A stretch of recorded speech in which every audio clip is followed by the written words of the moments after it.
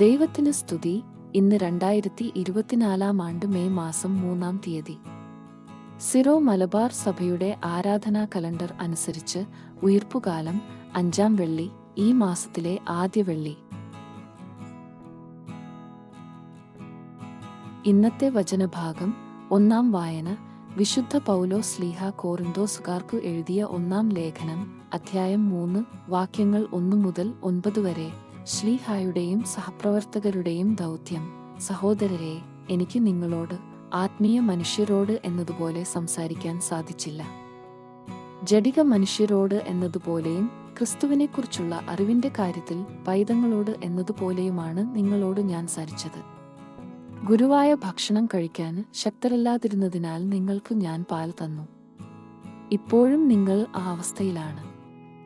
എന്തെന്നാൽ നിങ്ങൾ ഇപ്പോഴും ജഡിക മനുഷ്യർ തന്നെ.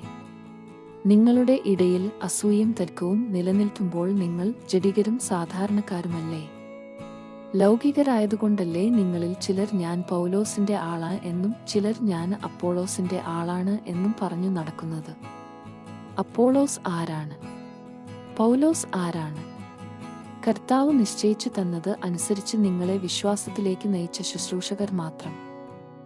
ഞാൻ നട്ടു, അപ്പോളോസ് നനച്ചു, എന്നാൽ ദൈവമാണ് വളർത്തിയത്. അതുകൊണ്ട് നടുന്നവനോ നനയ്ക്കുന്നവനോ അല്ല, വളർത്തുന്നവനായ ദൈവത്തിനാണ് പ്രാധാന്യം. നടുന്നവനും നനയ്ക്കുന്നവനും തുല്യരാണ്. ജോലിക്ക് തക്ക കൂലി ഓരോരുത്തർക്കും ലഭിക്കും. ഞങ്ങൾ ദൈവത്തിന്റെ കൂട്ടുവേലക്കാരാണ്. നിങ്ങളാകട്ടെ ദൈവത്തിന്റെ വയലും വീടും. വിശുദ്ധ മത്തായി എഴുതിയ നമ്മുടെ കർത്താവീശോമിശിഹായുടെ പരിശുദ്ധ സുവിശേഷം, അധ്യായം 13, വാക്യങ്ങൾ 24 മുതൽ 30 വരെ. കളകളുടെ ഉപമ. മറ്റൊരു ഉപമ അവൻ അവരോട് പറഞ്ഞു. ഒരുവന് വയലിൽ നല്ല വിത്ത് വിതയ്ക്കുന്നതിനോട് സ്വർഗരാജ്യത്തെ ഉപമിക്കാം. ആളുകൾ ഉറക്കമായപ്പോൾ അവന്റെ ശത്രു വന്ന് ഗോതമ്പിനിടയിൽ കള വിതച്ചിട്ടു കടന്നുകളഞ്ഞു. ചെടികൾ വളർന്ന് കതിരായപ്പോൾ കളകളും പ്രത്യക്ഷപ്പെട്ടു. വേലക്കാർ ചെന്ന് വീട്ടുടമസ്ഥനോട് ചോദിച്ചു, യജമാനനെ, നീ വയലിൽ നല്ല വിത്തല്ലേ വിതച്ചത്? പിന്നെ കളകളുണ്ടായത് എവിടെ നിന്ന്? അവന് പറഞ്ഞു, ശത്രുവാണ് ഇത് ചെയ്തത്.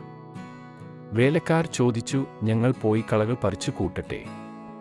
അവന് പറഞ്ഞു, വേണ്ട, കളകൾ പറിച്ചെടുക്കുമ്പോൾ അവയോടൊപ്പം ഗോതമ്പു ചെടികളും നിങ്ങൾ പിഴുതു കളഞ്ഞെന്നു വരും. കൊയ്ത്തുവരെ അവ രണ്ടും ഒരുമിച്ച് വളരട്ടെ. കൊയ്ത്തുകാലത്ത് ഞാൻ കൊയ്ത്തുകാരോട് പറയും, ആദ്യമേ കളകൾ ശേഖരിച്ച് തീയിൽ ചുട്ടുകളയുവാന് അവ കെട്ടുകളാക്കി വയ്ക്കുവിൻ, ഗോതമ്പ് എന്റെ ധാന്യപ്പുരയിൽ സംഭരിക്കുവിൻ. ദൈവവചനമാണ് നമ്മൾ ശ്രവിച്ചത്. നമ്മുടെ കർത്താവായ മിശിഹായ്ക്ക് സ്തുതി.